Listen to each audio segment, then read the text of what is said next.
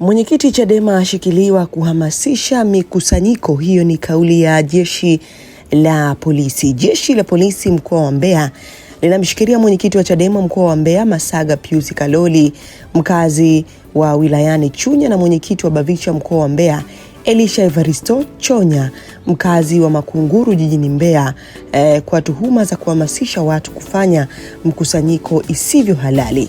Watuhumiwa walikamatwa Januari 21, 2026 saa 9 alasiri katika kijiji cha kata ya Inyala mkoa wa Mbeya baada ya jeshi la polisi mkoa wa Mbeya kupata taarifa za kuwepo kwa viongozi hao katika eneo hilo wakifanya maandalizi na wakihamasisha watu kukusanyika ili kufanya mkutano bila kufuata taratibu za kisheria zinazoelekeza mtu au watu wanaotaka kufanya mkusanyiko au mkutano wa hadhara afanye nini kabla ya kuanza maandalizi ya kufanya mkusanyiko husika.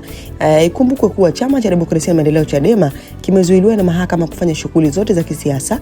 Upelelezi unakamilishwa ili hatua zaidi za kisheria ziweze kuchukuliwa dhidi ya watuhumiwa. Nini maoni yako? Hii ni VOT Media, tumechangamka.